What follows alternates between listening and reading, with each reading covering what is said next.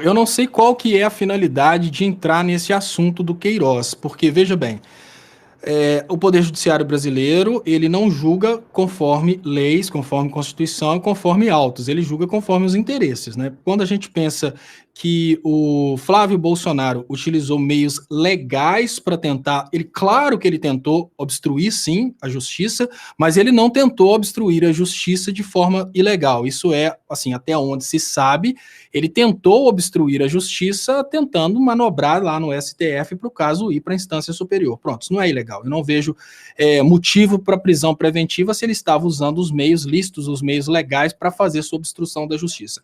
Agora, se existem provas de que ele usou meios ilícitos para tentar uma obstrução da justiça, já configura a possibilidade, sim, dele ir para o chilindrói. A gente sabe que se o Flávio Bolsonaro tiver na papuda, né, porque papuda virou um sinônimo de cadeia para os eleitores do Bolsonaro, se o Flávio Bolsonaro for papado, a gente vai ter um tsunami na presidência, porque vai desestabilizar o Bolsonaro. Obviamente, o Bolsonaro já começa a pensar na possibilidade da Michelle também ser papada, e o que mais amedronta todo esse pessoal, obviamente, são as delações, né? Até que ponto a Michelle vai resistir, né? Já que na tortura toda a carne se desfaz.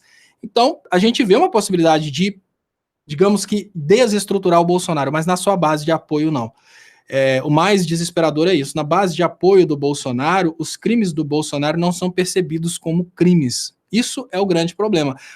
Eu vejo que o único tsunami contra o Bolsonaro na sua base de apoiadores seria uma prova de que ele traiu seus apoiadores. Então, ele armando contra seus apoiadores, ele desrespeitando de alguma forma seus apoiadores.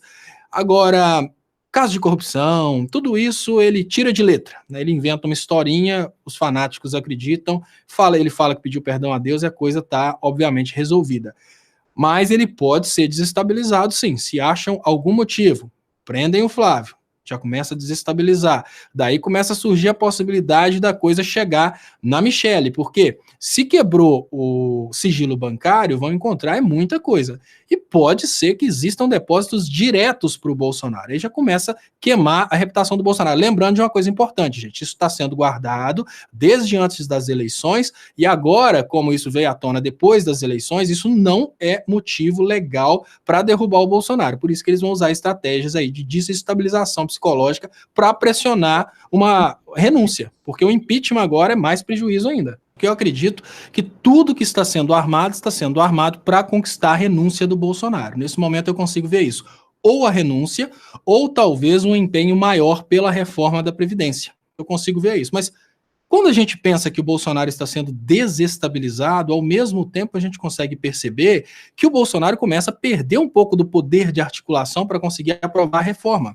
Então é mais ou menos assim, como que eu estaria disposto a investir num jogador, para esse jogador fazer gol e fazer o meu time vencer, se eu estou dando pancada nesse jogador e estou tirando a estabilidade dele. É o que está acontecendo agora.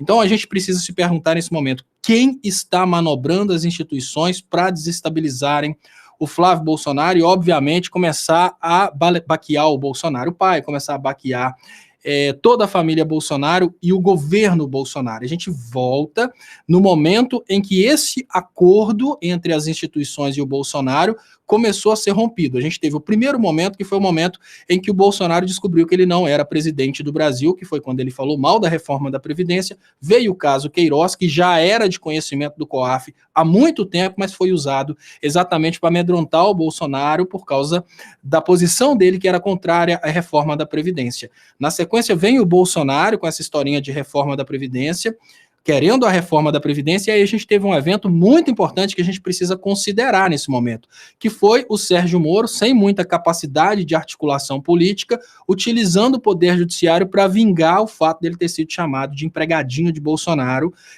pelo presidente da Câmara dos Deputados. O Sérgio Moro, que ultrapassou os limites, ele causou, obviamente, uma rusga entre políticos tradicionais do PMDB e também o poder que está em questão hoje, que é um poder completamente sem condições de uso do próprio poder. Vamos lembrar, as elites do PSDB e do PMDB, que são elites estruturadas financeiramente, elas perderam o poder oficial para um grupo de loucos do PSL que não tem noção de como negociar esse poder e como controlar esse poder. É muito poder nas mãos de quem não sabe usar esse poder.